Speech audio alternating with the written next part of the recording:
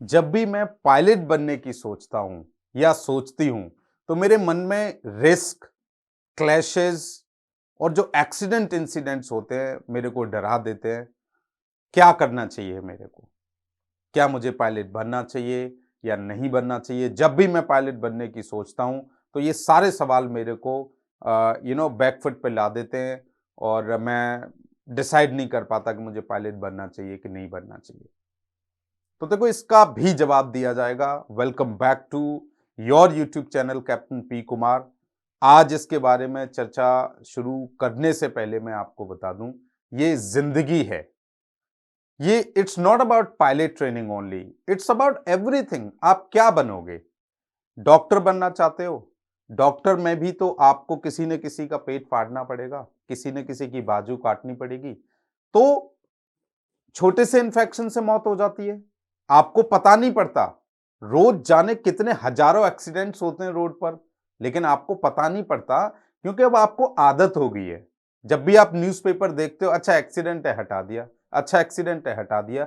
आज भी, आज की बात कर रहा हूं, आप किसी भी न्यूज़पेपर को उठा लो, उसमें एक पूरा पेज एक्सीडेंट से ही भरा हुआ होगा और सैकड़ों मौतें हुई होंगी। लेकिन हमें आज वो डिमोटिवेट इसलिए नहीं करता क्योंकि अब हमें आदत हो गई है।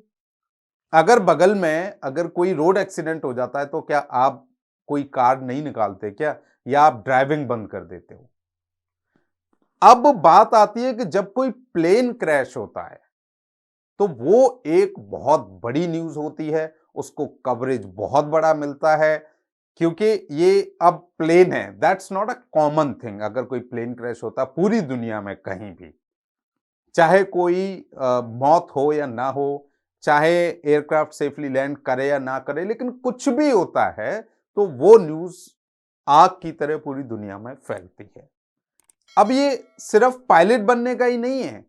अगर कैबिन क्रू की भी अगर किसी पैसेंजर से नोक झोंक हो जाती है किसी भी तरीके से, तो वो भी बहुत बड़ा बवाल बन जाता है। अब अगर इसी को हम होटल से कंपेयर करें तो मेरा जो मानना है एज पर माय लाइफ एक्सपीरियंसेस कि होटल के रिसेप्शन पर दिन में एक बार तो झगड़ा होना तय है, किसी न किसी वजह से लेकर के।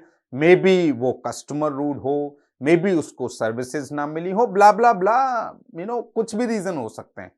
तो जो भी लाइफ में हो रहा है वो तो होके रहेगा। रिस्क हर जगह है।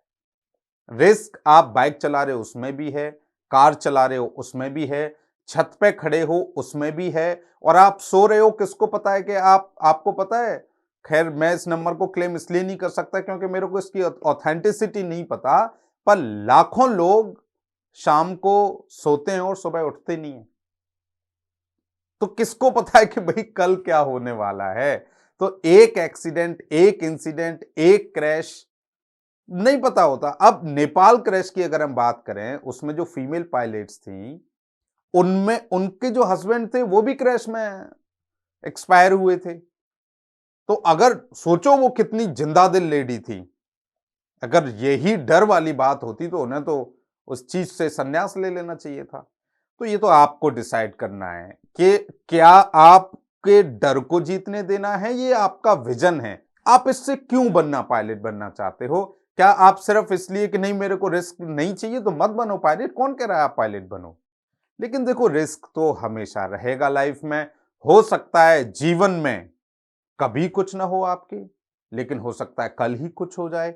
ये मशीन है, इसको तो आप हम एक दूसरे से ट्रस्ट पर ही तो चलते हैं।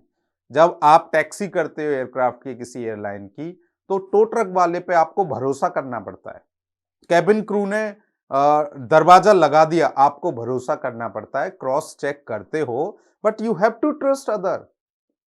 सारे काम आप नहीं कर सकते। अब बात करते हैं, देखो पहले क्या था, पहले तो लोग एक्सपेरिमेंट में ही मर जाते थे। अब धीरे धीरे चीजें इंप्रोवाइज हुई। आज इतनी हाईटेक चीजें हो गई हैं आपकी एयरक्राफ्ट्स में कि 99% आप मशीन की गलती से एयरक्राफ्ट क्रैश नहीं करते हो। दैट इज योर मिस्टेक कि आप घबरा गए, आपने गलत स्विच दबा दिया या कुछ और गलत कर दिया। लेकिन मैं बता रहा हूं कि इतनी ऑटोमेटेड मशीन्स आ गई हैं कि एक एक चीज की आपको इंफॉर्मेशन देती हैं। एक एक चीज की आपको इंफॉर्मेशन मिल जाती है if you want to inquire. अगर आप विजिलेंट रहते हो, सिचुएशनल अवेयरनेस आपको रहती है, आपको ट्रैफिक के बारे में पता है, आपको सिस्टम के बारे में पता है, तो this is one of the secure thing in your life. आप पायलट नहीं बनोगे, आप एक बात बताओ, एज ए पैसेंजर फ्लाई करना छोड़ दोगे? तो गलत तो पीछे वाले के साथ भी हो सकता है, आगे वाले के साथ भी हो सकता है, ये समय बोल के तो किसी से कुछ कराता नहीं है। तो ये तो एक दो आज भी after the so many incidents अगर आप देखोगे, तो जो भी इंसिडेंट होता है वो ट्रेनी प्लेन, वो पुराने थे, या कोई एयरक्राफ्ट, तो वो बहुत पुराने एयरक्राफ्ट को हम अभी तक ढोते हुए जा रहे हैं, तो सेफ्टी मेजर्स तो हमें फॉलो करने पड़ेंगे। अब अगर हम इंडिया की बात करें तो सेफ्टी मेजर्स में हमारे देश ने काफी तरक्की करी है पहले से। तो ये सारे पैरामीटर्स आपको सोचने पड़ेंगे ठंडे दिमाग से, डरने की जरूरत नहीं है। ये चीज तो देखो कभी भी हो सकती है, किसी के साथ भी हो सकती है। आई hope I have given you sufficient explanation कि आपको क्यों डरना नहीं चाहिए, क्यों आगे बढ़ के आपको अपना ड्रीम फॉलो करना चाहिए, क्योंकि ये रिस्क और ये एक्सीडेंट इंसिडेंट्स तो आपकी लाइफ में हर जगह होते हैं। आप वॉशरूम में आपका पैर फिसल जाए तो लोगों की मौत हो जाती है, उसका क्या करोगे? चलो एनीवे, इस तरीके से तो मैं जवाब देने लगूंगा तो शाम हो जाएगी। I hope I have given you sufficient explanation, लेकिन फिर भी I am not here to convince you to become a pilot. I am telling you very clearly, मैं सिर्फ आपको समझाने की कोशिश कर रहा हूं कि देखो जीवन में ये चीजें तो कभी भी आपका पीछा नहीं छोड़ेंगी कि ऐसा हो जाए तो, ऐसा हो जाए तो। इस भ्रम का कोई इलाज नहीं होता।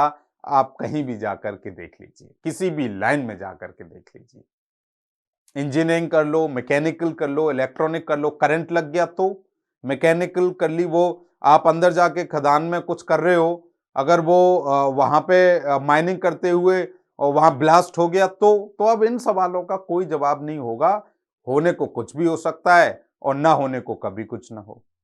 अब अगर अपने हिंदुस्तान की बात करें सेफ्टी स्टैंडर्ड्स एंड मेजर्स में, तो जो आईकेओ ने जो अभी सर्वे किया है, उन्होंने जो रैंकिंग दी है, उसमें इंडिया ने 112 नंबर पे था पहले, अब वो 55 जो उसको रैंक मिली है। हालांकि ये कोई संतुष्ट रहने वाली बात नहीं है, we should be on top on safety, but क्या है, हिंदुस्तान देश है, वो कहते हैं प्रगतिशील देश है, धीरे धीरे उसमें इंप्रूवमेंट हो रहा है, तो कम से कम we are improving in safety standards.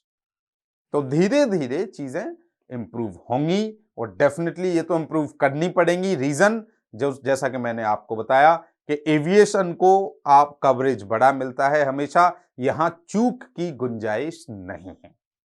एक छोटी सी गलती किसी भी एयरलाइन की रेपुटेशन खराब कर सकती है, किसी भी फ्लाइंग क्लब की रेपुटेशन खराब कर सकती है, जिसे कोई भी नहीं करना चाहता। ट्रस्ट में, ये जो भी हो जाता है वो हो ही जाता है, अदरवाइज कोई भी प्लान्ड कभी कोई ये इवेंट नहीं होता है। छोटी मोटी चूक जरूर होती है, उसके हम सभी भागीदार बनते हैं। तो आओ मिलकर के कुछ ऐसा प्रयास करते हैं जिससे कि हम मोर एंड मोर सेफ हों।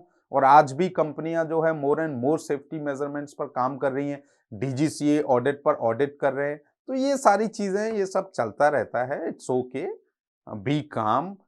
आप लॉजिकली सोचो, क्योंकि जीवन में परेशानियां तो हर जगह हैं, लेकिन अगर हम परेशानियों को छोड़ करके सॉल्यूशंस पर ध्यान देंगे तो हमारी जिंदगी ज्यादा आसान और ज्यादा राहत भरी होगी। Thank you so much, captain P Kumar.